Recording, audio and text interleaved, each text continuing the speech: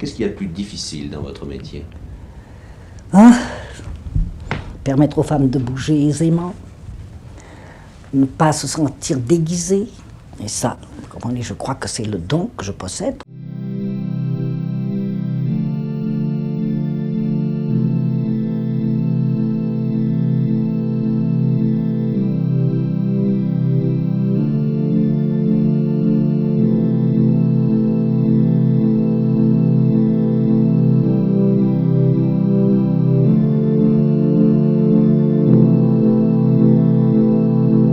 Chanel donne l'impression d'avoir toujours été là. Que le tailleur en tweed, le numéro 5, la petite robe noire, le 2,55 font partie de la culture mode depuis toujours. Pourtant, Chanel n'a rien d'une évidence. C'est d'abord l'histoire d'une femme, Gabrielle, qui a brisé les codes de l'époque pour libérer le corps.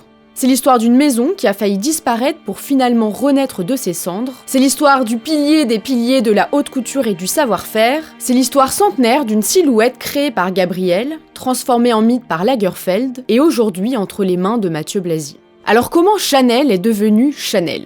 Des ateliers de couture aux défilés les plus spectaculaires, bienvenue dans le monde de Chanel.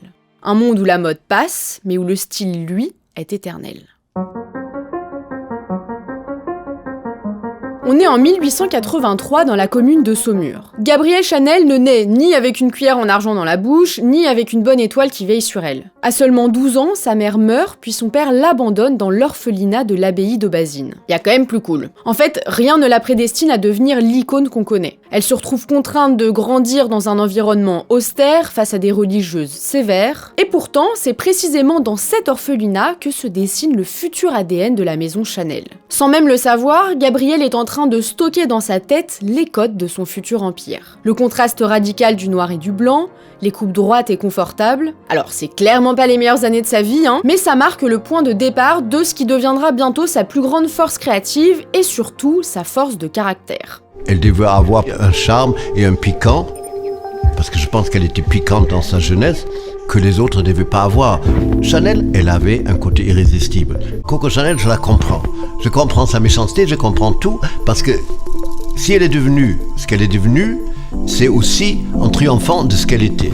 C'est tout à son honneur, Elle ne pas laisser les autres lui passer dessus. Une fois majeure, Gabrielle quitte enfin l'orphelinat, sauf que la liberté a un prix, le logement surtout a un prix, et comme elle n'a pas d'argent, elle n'a pas de choix que de loger encore chez les religieuses, cette fois-ci à Moulins, comme pensionnaire gratuite à l'Institut Notre-Dame. Mais au moins, elle y apprend à coudre. Et c'est 2 ans plus tard, à 20 ans, qu'elle commence à gagner sa vie comme elle peut. La journée, elle coud dans un magasin de rubans et de dentelles, et le soir, elle chante dans des cafés-concerts. La chanson qu'elle interprète chaque soir, qui a vu Coco. Et c'est donc de ça qu'elle gagnera son surnom, Coco.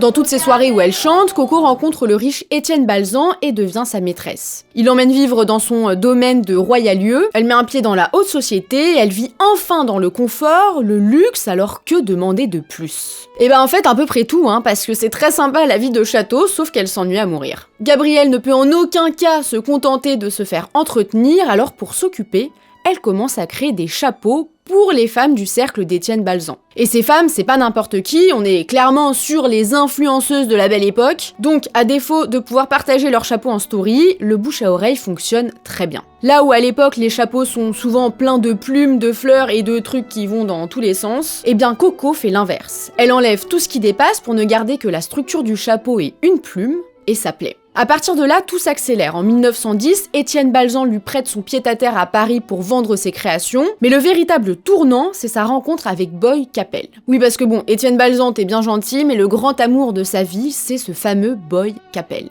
Et surtout, c'est aussi celui qui finance sa première vraie boutique, au 21 rue Cambon, sous l'enseigne Chanel Mode.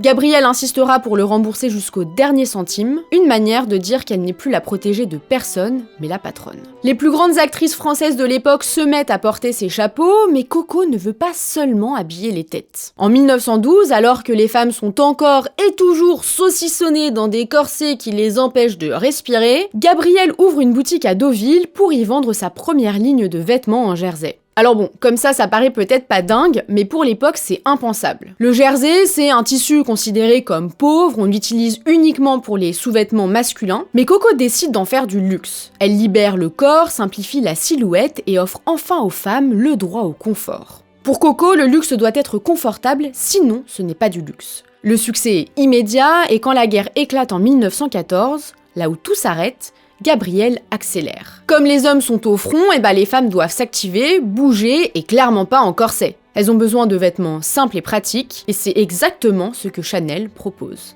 C'est donc en 1915 qu'elle franchit une étape clé avec l'ouverture de sa toute première maison de couture à Biarritz. Elle emploie déjà 300 ouvrières et signe sa première collection de haute couture. Et alors pourquoi Biarritz ? Parce qu'en pleine guerre mondiale, la ville est à la fois loin du front et proche de l'Espagne, qui est un pays neutre, ce qui fait que la ville de Biarritz devient le refuge de toute la haute société qui fuit les combats mais veut quand même continuer à mener sa petite vie mondaine. Tout le monde s'arrache les créations de Chanel, en quelques mois elle devient extrêmement riche, disons-le, et en 1918, de retour à Paris, elle achète l'immeuble entier au 31 rue Cambon. C'est là qu'elle organise le concept de la maison de couture moderne, et c'est d'ailleurs la première à l'avoir fait. La boutique au rez-de-chaussée, les salons d'essayage au premier, son appartement privé au deuxième, et les ateliers tout en haut pour avoir le plus de lumière naturelle possible. C'est un centre névralgique où tout est réuni sous un même toit, une structure qui n'a d'ailleurs pas bougé depuis plus d'un siècle. Et pourtant, on dit que Chanel ne sait ni dessiner ni créer de patron, mais qu'elle sculptait en fait le tissu directement sur les mannequins vivants, ses ciseaux à la main, jusqu'à trouver le mouvement parfait. Elle aurait simplifié les lignes à l'extrême, peut-être par manque de technique, peut-être par pur génie, mais quoi qu'il en soit, c'est précisément en ignorant les règles établies qu'elle a créé un style universel. L'élégance non pas par l'ornement, mais par l'épure et le confort. Et elle mettait des choses relativement simples, presque des choses de gouvernante. Mais il n'y a pas de mal à ça. C'est plus élégant que des chichis et des francs-freluches bon marché dans des satins immondes. Parce que si vous n'avez pas tout un jardin sur la tête, c'était presque pas bien. De mettre une petite chose en paille tout rond avec une seule plume, c'était un acte de courage à l'époque. Mais en 1919, son monde s'écroule. Boy Capel, l'homme de sa vie, meurt dans un accident de voiture. Et pour pas sombrer, Gabrielle s'enfuit à Venise avec une amie qui connaît tous les plus grands artistes. Coco ne veut plus seulement créer de la mode, elle veut influencer la culture tout entière. Elle devient la marraine, la mécène des plus grands artistes de l'époque, elle finance les ballets russes, elle héberge Stravinsky, elle aide Cocteau à sortir de ses addictions, elle fréquente Picasso. En fait, celle qui a été financée à ses débuts est devenue celle qui finance et qui aide les autres pour protéger les arts. Je voulais qu'il montre le sacre du printemps. Je lui mets une condition, que personne sache que vous pouvez donner de l'argent pour faire ça. En moins de 10 ans, l'orpheline d'Aubazine a défini son uniforme et libéré le corps des femmes. Mais il reste encore quelques maillons de chaîne à éclater, parce qu'une autre industrie est encore verrouillée par la jante masculine, et Coco s'apprête à la bousculer.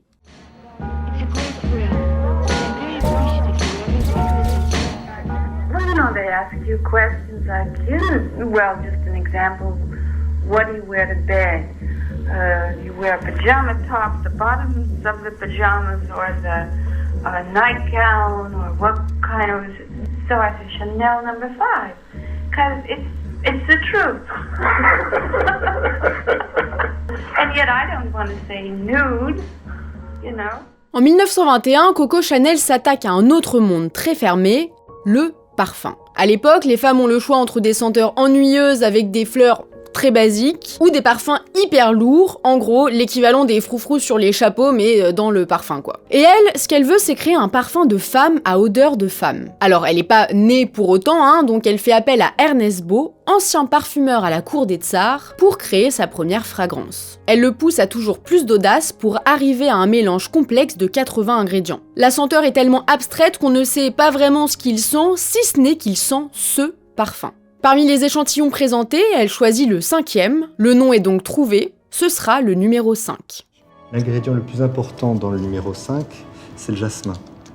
Quand Ernest Beau a créé ce parfum, il a fait sentir cet essai à Gabrielle Chanel et lui a dit mais quelle est la matière première la plus riche dans ce parfum? Il a dit le jasmin, elle a dit rajoutez-en. Elle lui demandait de faire un parfum d'une richesse inégalable. Le flacon ressemble à une fiole de laboratoire, bien loin des bouteilles de la Belle Époque. Certains trouvent ça austère, mais c'est sa sobriété qui le rendra indémodable. Et c'est vrai qu'au fil des années, le flacon n'a quasi pas évolué parce qu'il y a juste pas besoin. 1921 ou 2026, ça fonctionne. Et le bouchon, lui, est taillé comme un diamant qui rappelle la géométrie de la place Vendôme.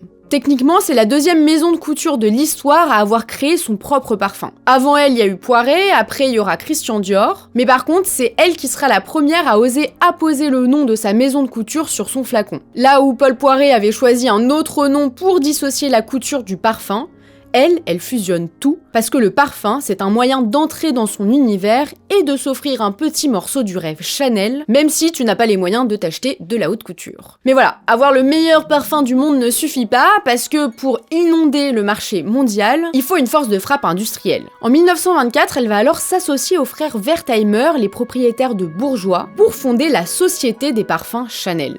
L'objectif en fait est de pouvoir industrialiser le numéro 5 mais aussi lancer dans la foulée une première ligne de maquillage et de soins. Sur le papier, c'est super. Dans la réalité, Coco est pas hyper contente. En fait, les Wertheimer récupèrent 70% des parts en échange du financement. Un autre partenaire, Théophile Bader, qui n'est autre que le fondateur des Galeries Lafayette, en prend 20%. Et Gabrielle, elle n'en garde que 10%. Elle a le talent, ils ont le chéquier, et même si elle reste la seule maîtresse à bord de la partie couture, qui reste une société à part, elle regrette vite d'avoir cédé le contrôle de la partie parfum beauté. Elle se sent un peu dépossédée de son propre nom et passera les 30 prochaines années à tenter par tous les moyens de récupérer ses parts. Mais spoiler, elle ne reviendra jamais propriétaire de ses parfums. Elle touchera quand même ses royalties, mais voilà. Ce qui est sûr, c'est qu'à partir des années 20, la machine Chanel est lancée. Et côté couture, Coco continue de tout casser. Le fameux camélia apparaît en 1923, épinglé sur une robe en mousseline. C'est une fleur blanche, symétrique, sobre, elle a pas d'odeur donc elle fait pas d'ombre au numéro 5. Et au fil du temps, on retrouvera le camélia partout. Brodé sur les vêtements, sur les packaging et même sculpté dans les bijoux. Chanel impose d'ailleurs les bijoux fantaisie pour habiller ses silhouettes épurées. En fait, elle brouille les pistes entre le vrai et le faux pour que le bijou devienne un objet de style plutôt qu'un marqueur de richesse. Bon, elle lancera quand même en 1932 la toute première collection de haute joaillerie de l'histoire créée par une couturière, ce qui plaira d'ailleurs pas trop aux joailliers de la place Vendôme qui voient d'un très mauvais œil le fait qu'elle s'attaque à leur domaine réservé. Et en 1926, elle crée la petite robe noire. Manche longue, col ras du cou, longueur genou, on pourrait se dire que c'est juste une petite robe noire, ce qui est pas faux si on le regarde avec notre œil de 2026, mais pour l'époque, porter du noir quand on est une femme de la haute, c'était juste impensable. Si t'étais en noir, en fait, ça voulait dire que tu étais veuve ou domestique. Mais Coco ne supporte plus les couleurs criardes et décide de transformer le noir en couleur de l'élégance absolue. Certains ne comprennent pas comment une robe aussi simple en apparence peut être définie comme étant de la haute couture, mais le Vogue américain la baptise la Ford de Chanel parce que comme la voiture Ford T, cette robe est universelle et fonctionnelle. La petite robe noire est née et avec elle, l'uniforme de la femme moderne. À cette période, Chanel produit déjà 28 000 commandes par an. La maison fonctionne à merveille, mais en 1939, la guerre éclate. À 56 ans, Coco Chanel est déjà immensément connue, mais elle prend une décision radicale, fermer sa maison de couture, estimant que la mode n'a plus sa place dans un monde de guerre. Les 4000 ouvrières sont licenciées et sur les 5 numéros de la rue Cambon, seule la boutique du 31 reste ouverte pour vendre des accessoires et surtout du parfum. La mode sous l'occupation se fait donc sans elle. En fait, depuis 1937, Coco loge au Ritz, juste à côté de la rue Cambon, et quand la guerre éclate et qu'elle ferme la maison de couture, elle quitte Paris pour se réfugier du côté des Pyrénées. Gabrielle Chanel n'a pas d'enfant, ou du moins pas officiellement, et ce qui l'a fait revenir à Paris quelques temps plus tard, en pleine guerre, c'est son fils-neveu André qui est alors prisonnier des Allemands et qu'elle veut libérer. Elle arrive à retrouver sa suite au Ritz, où elle a ses habitudes, mais l'hôtel a bien changé. Une partie est réquisitionnée pour héberger l'état-major de l'armée de l'air allemand, et c'est dans ce contexte plus que complexe qu'elle entame une liaison avec un officier. Grâce à sa liaison, elle arrive à négocier la libération d'André, mais ce sauvetage a un prix, puisqu'elle se retrouve redevable. Bon voilà, c'est une période qui comporte pas mal de zones d'ombre qui font encore débat aujourd'hui, mais ce qui est sûr, c'est que pendant que la couture est à l'arrêt, le numéro 5 sauve l'entreprise Chanel. Pendant la guerre, les ventes de parfums sont multipliées par 10, et en 1945, on voit même les soldats américains faire la queue rue Cambon pour ramener un flacon à leurs épouses. Et donc, à la Libération, Gabrielle est brièvement interrogée au Ritz puis relâchée dans la foulée, mais elle préfère quand même s'éloigner de la tourmente et s'exile en Suisse, au bord du lac Léman. Tout le monde pense alors que la carrière de la plus grande couturière du siècle est terminée, mais c'est se méprendre. Surtout qu'à Paris, un nouveau roi prend place, Christian Dior. Il propose une taille ultra marquée et c'est tout ce que Gabrielle déteste. Ça fait 30 ans qu'elle se bat pour permettre aux femmes de relâcher le ventre, donc après 10 ans d'arrêt, celle qu'on croit finie prépare déjà son dernier acte.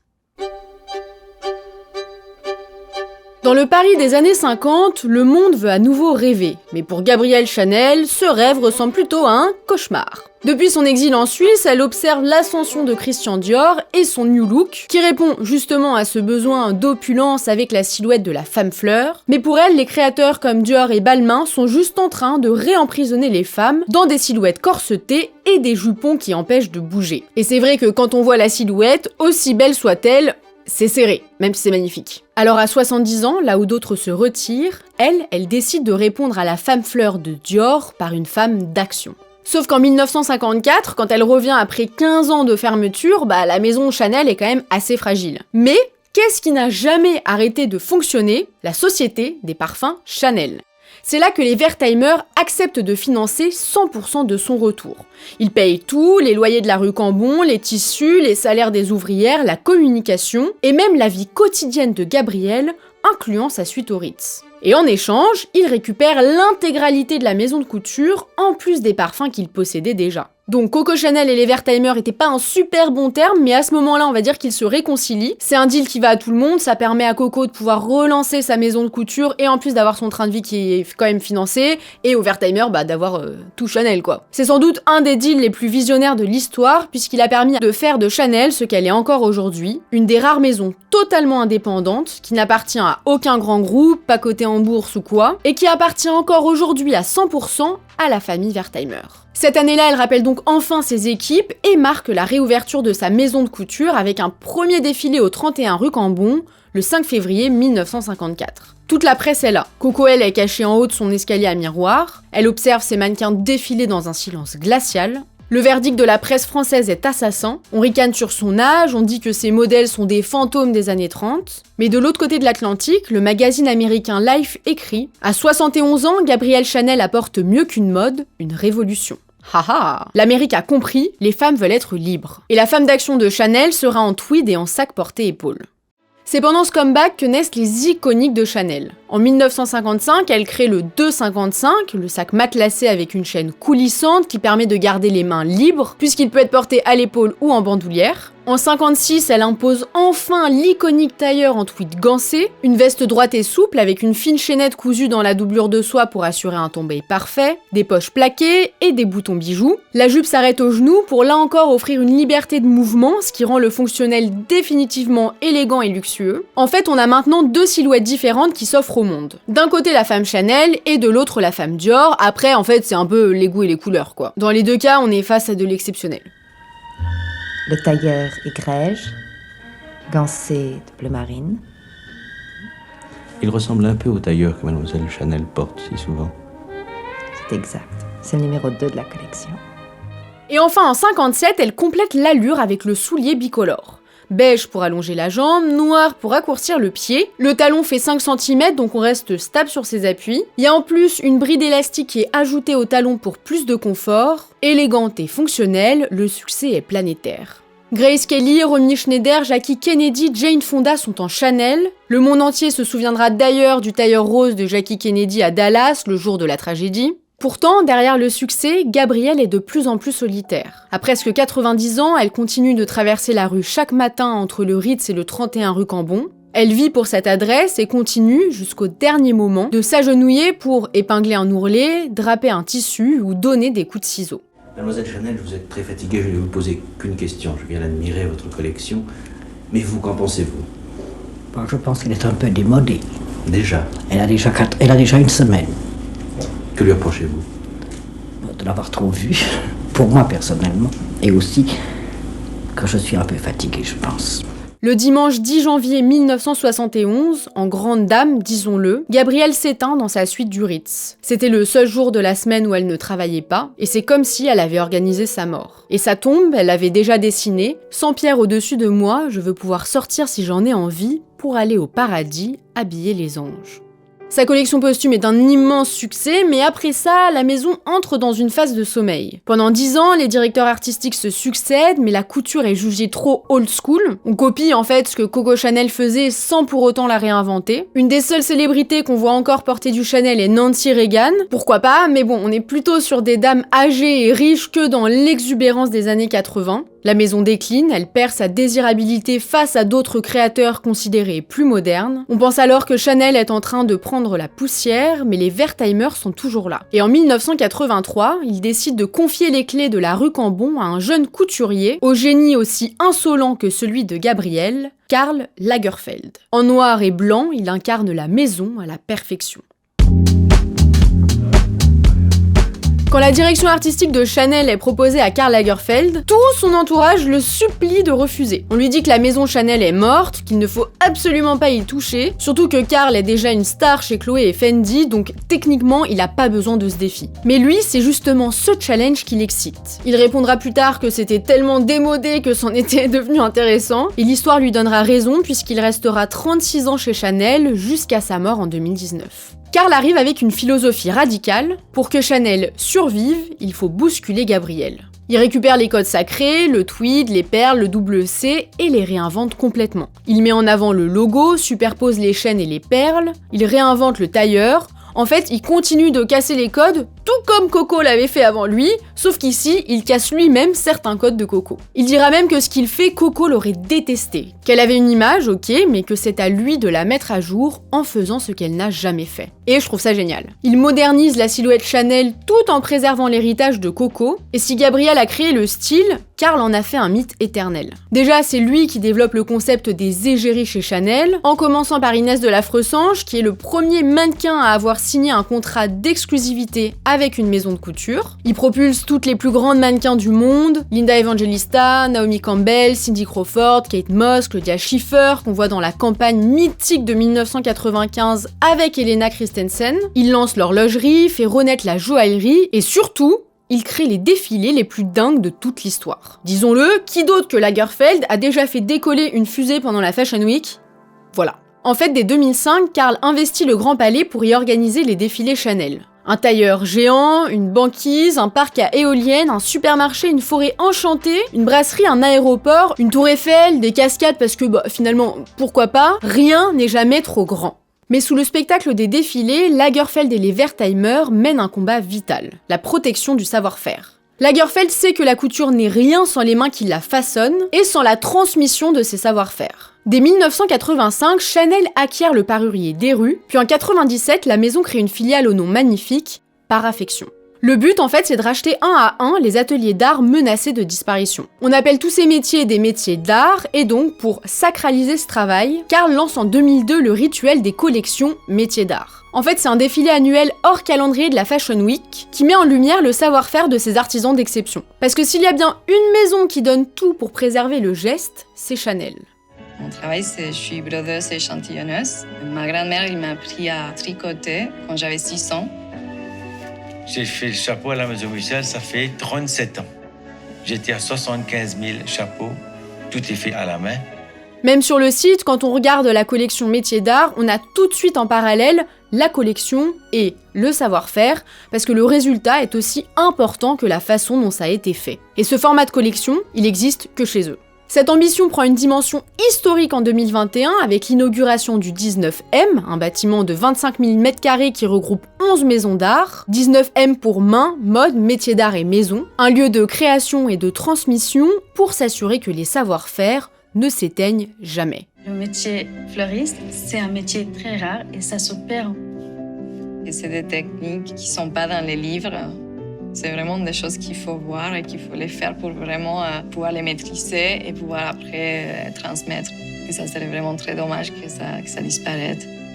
Le savoir-faire, c'est la connaissance entre les mains. C'est mes mains qui vont les réaliser, mais mon esprit les guide. Si on ne ressent pas ce que l'on fait, ça ne sera pas beau. Et si toutes les grandes maisons ont des ateliers, Chanel est la seule à avoir bâti une structure aussi immense pour les protéger. Mais n'oublions pas que la mode est une industrie qui doit vendre pour vivre. Et les chiffres parlent d'eux-mêmes, puisque Chanel a enregistré un chiffre d'affaires de près de 20 milliards de dollars en 2024, avec plus de 600 boutiques dans le monde. Et en 2025, le cabinet Brand Finance a classé Chanel comme étant la marque de mode la plus puissante au monde, avec une valorisation de 37,9 milliards de dollars. Finalement, sous la direction artistique de Lagerfeld, Chanel est devenue Chanel. Je sais pas trop comment le dire autrement, du moins elle est devenue le Chanel qu'on connaît aujourd'hui. Le 19 février 2019, Karl Lagerfeld s'éteint après 36 ans d'un règne où il aura tout réinventé. Et c'est son bras droit, Virginie Viard, qui reprend la direction artistique pendant quelques années, avant que Mathieu Blazy soit nommé à la tête de la direction créative fin 2024. On entre dans une nouvelle ère où le monde de la mode a les yeux rivés sur le 31 rue Cambon. Sous la direction de Blazy, le patrimoine de Gabrielle et de Karl ne se contente pas de survivre, il se réinvente.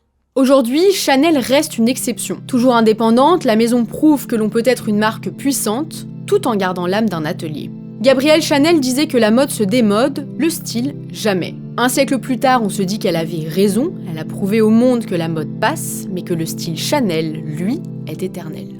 Voilà, merci d'être resté jusque là. J'ai adoré travailler sur cette vidéo. Vraiment, je pense qu'elle aurait pu durer 4 heures, tellement il y a de choses à dire et tellement ça me donnait envie d'aller dans tous les détails de toute l'histoire, etc. Mais ça aurait certainement été peut-être un peu trop long. Mais pourquoi pas faire une vidéo sur certains aspects plus en détail de la maison Chanel, etc. J'aimerais bien faire, je pense, une vidéo plus focus sur la haute couture Chanel parce que ça a l'air d'être absolument exceptionnel. En tout cas, si cette vidéo vous a plu, n'hésitez pas à me le faire savoir. Quoi qu'il en soit, prenez soin de vous, prenez soin des autres. Salut!